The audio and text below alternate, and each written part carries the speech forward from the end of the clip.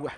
देखिए, संहिता का मतलब होता है कानून, कोड का अर्थ होता है कानून, कोड ऑफ कंडक्ट, किसी चीज को सुचारू रूप से चलाने का एक कानून। सब लोगों का अपना एक कोड ऑफ कंडक्ट होता है।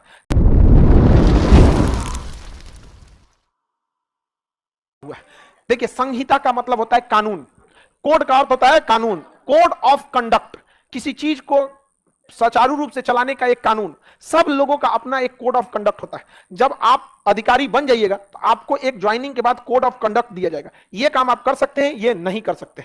आप अधिकारी बनने के बाद सोशल मीडिया पर अपने बारे में नहीं बता सकते, लेकिन बहुत सारे अधिकारी बताते हैं। कोर्ट में जाने के बाद कहते हैं हम थोड़ी कर रहे थे, कोई बना लिया तो मैं क्या करूं, ना उसका मेरा ईमेल आईडी है, ना मेरा बैंक अकाउंट है, ना मेरे नाम पे चल रहा है, कोई मेरा चैनल चला रहा है, तो मैं क्या करूं। क्योंकि पढ़ लिख के तो वो कानून का जानकार हो ही जाता है। अदरवाइज में वैसे नहीं कर सकते, ना ही वो कहीं क्लास ले सकते हैं। लेकिन वो कहते हैं कि मैं क्लास कहां ले रहा था, मैं तो सेमिनार ले रहा था, अनुभव बता रहा था। तो ठीक है, तब कोई बात नहीं। समझ में आ गया कि नहीं आ गया। इंटरव्यू जब आप दीजिएगा यूपीएससी का या बीपीएससी का, यूपीएससी इंटरव्यू में जो यूपीएससी इंटरव्यू में यूपीएससी के मेंबर रहेंगे जो रिटायर्ड हो चुके हैं, जिन्होंने कम से कम 600-700 आईएएस आईपीएस के इंटरव्यू लिया हो, और बीपीएससी में बीपीएससी के जो चीफ मेंबर रहेंगे या फिर आईजी आईपीएस, ये लोग, ताकि आप लोग का भी मोरल बूस्ट हो। लेकिन वो रिटायर्ड हो जाते हैं तो उनका कोड ऑफ कंडक्ट खत्म। समझ में आ गया कि नहीं। तो कोड का अर्थ होता है नियम कानून का एक संग्रह। सबके लिए कोड ऑफ कंडक्ट होता है, ये आपको फॉलो करना है, ये आपको नहीं करना है फॉलो। समझ में आ रहा है कि नहीं। उसी को हम कहते हैं संहिता, समान सम्मिलित। जैसे आचार संहिता, चुनाव का नियम कानून, आचार संहिता। सजा, अपराधियों को सजा देने के लिए दंड संहिता, इंडियन पिनल कोड, भारतीय दंड संहिता, उर्दू में ताजीराते हिंद। आप फिल्म में देखते हो ताजीराते हिंद दफा 302 के तहत आपको मुलजिम करार दिया जाता है और आपको उम्र कैद की सजा सुनाई जाती है। फांसी सुना दे, फांसी की सजा सुनाई जाती है। हाँ? जल्लाद को बुलाया जाए। आगे बढ़े। तुम लोग जल्लाद को ऐसे क्यों करते? तुमको हम बहुत मानते हैं जल्लाद। हम चाहते हैं तुमको बढ़िया से एकदम अधिकारी बनाए, और जो धीरे टीम टाइम मारे ना, एकदम ना फरचीन जो बनते हैं एकदम, उसी से तुमको चौपट कराए। लेकिन जल्लाद भले मुंह बनाता, अंदर अंदर खुश होता है, अंदर अंदर सोचता है खान सर है तो संभव है। खुश नहीं, खुश सोचते हो। बेचारा यस सर बोला आज लड़की एक्स्ट्रा पढ़ेगी, सब हम बच जाते। तो समान दंड संहिता का मतलब सजा देने का कानून, आचार संहिता मतलब चुनाव का कानून, कोड ऑफ कंडक्ट नौकरी करने का कानून। उसी तरह नागरिक संहिता यानी सिविल संहिता। ए बकलिया, तुम कौन सी जल्लाद कोई चीज देख रही है?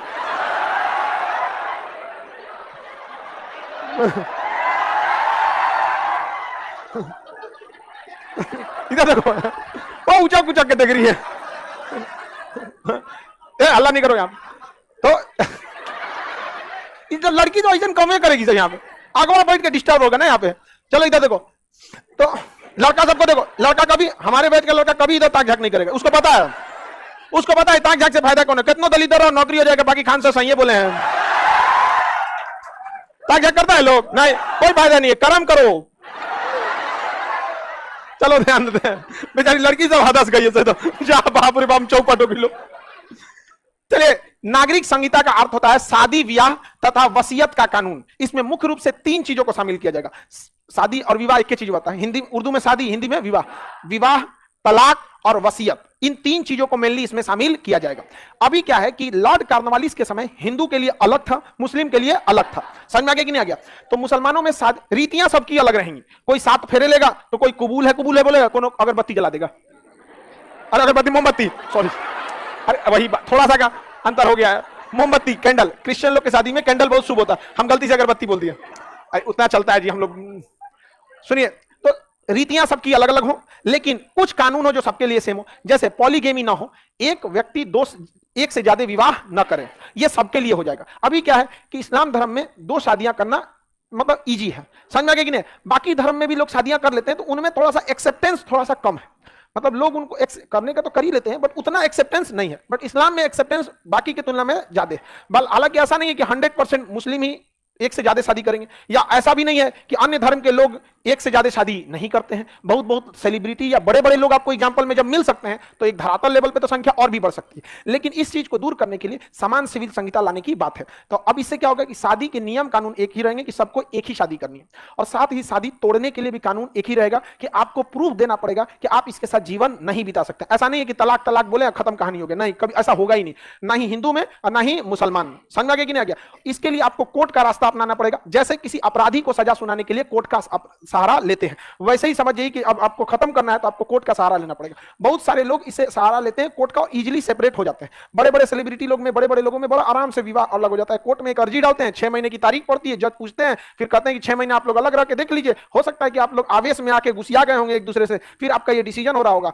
नहीं तो अगर ठीक है तो फिर कोर्ट उन्हें प्रूव करने के बाद देख लेती है क्या पे। तो अभी क्या है कि हर धर्मों में अलग अलग है, किसी धर्म में इजी है, किसी धर्म में कठिन है। हालांकि एक से ज्यादा शादियां भारत में अभी भी कुरीति के तौर पे देखी जाती है। अभी भी ये भारत की ऐसी संस्कृति है कि किसी की एक से ज्यादा शादी सेम टाइम पे, अगर किसी की पत्नी या पति नहीं है और वो शादी करता है तो इसे कुरीति के रूप में नहीं देखा जाता। लेकिन एट अ टाइम एक को जिंदा रहते देखा जाता है, तो वो किसी भी धर्म में शादी कर ले, इजीली एक्सेप्टेबल हो या ना हो, लेकिन समाज उसको एक कुरीति के तौर पर देखता है। और ये प्रथा भारत में धीरे धीरे स्वतः ही खत्म हो रही है। लेकिन नियम बन जाएगा तो उसकी खत्म होने की रफ्तार बहुत तेज हो जाएगी, और जो 10 साल बाद खत्म होना था शायद 2 साल बाद ही खत्म हो जाए। समझ में आ गया कि नहीं आ गया? तो इसलिए सरकार इस पर कानून ला रही है, किसी को कोई दिक्कत नहीं। शादी के लिए नियम हो जाएगा कि एक ही शादी करनी है। आपका मन आप 7 फेरा लीजिए, आप किसी भी तरह से शादी करना है, आपका मन आप चांद पे जाके ब्याह कीजिए, कोई उससे बहस नहीं है, ठीक है। लेकिन शादी एक, कई कई को डेस्टिनेशन मैरिज करता है सब। समझ आ गया कि नहीं आ गया? एक आजकल नया आ गया प्री वेडिंग शूट, ब्याह से पहले फोटो। हम लोग के घरे कोई बोल दे गांव समाज में मार के मुंह हाथ फोड़ देगा, प्री वेडिंग शूट लिया रे, मार हरियर का बांस लिया, मार कपार पे फोड़, प्री वेडिंग शूट कर तो बबुआ यहाँ पर। समझ में आ गया कि नहीं? हम लोग तो गांव की पृष्ठभूमि से आते हैं। हम लोग के यहाँ मतलब इधर विगत 10-15 सालों में लड़का लड़की ब्याह से पहले फोटो वो देख लेता है, वरना एक के बार मंडपे में देखता था। ये 15-20 साल से ऐसा हुआ, लेकिन वो नीति भी सही नहीं थी। कम से कम इतना एडजस्टेबल हो जाना चाहिए कि भाई समझ रहना चाहिए। लेकिन उस समय चीजें बदलती जाती हैं, परिदृश्य बदल जाता है। यहाँ पर आगे समझते हैं हम लोग। तो शादी ऐसा नहीं है कि एक ही तरीके से करना है। आपकी रीति, आपका संस्कृति, आपका कल्चर नहीं छीना गया, क्योंकि आर्टिकल 29 में 29 में मूल अधिकार है, कल्चर का अधिकार, मूल अधिकार। आप कल्चर थोड़ी छीन सकते हैं, जिसकी जैसे शादी करनी है। कोई दिन में शादी करता है, बारात और रात लेके आता है। रात की शादियों में खर्चे ज्यादा आते हैं, लाइट वगैरह का। लेकिन बारात का मतलब, तो बा मतलब साथ, रात मतलब रात, बारात रात के साथ धूम धड़ाका ज्यादा रहता है, मार पैसा, बहुत पैसा खर्चा कर देता है। समझ आ गया कि नहीं? तलाक के भी नियम सेम रहेंगे, किसी को कोई दिक्कत। वसीयत के नियम भी सेम हो जाएंगे। वसीयत यानी उत्तराधिकार। भारत में क्या है कि बहुत लंबे समय से हिंदू समाज में वसीयत में, उत्तराधिकार में महिलाओं का अधिकार नहीं था। लेकिन इधर कुछ सालों में महिलाओं को अधिकार दे दिया गया। अलग अलग राज्य ने अपने अपने हिसाब से दे दिया, लेकिन एक सेंट्रल गवर्नमेंट को लाना पड़ेगा ना। तो ये हिंदुज़म में नहीं था, लेकिन इस्लाम में ये नियम था, बट फॉलो नहीं होता था। कोई कहीं कहीं फॉलो होता था, 1-8% में।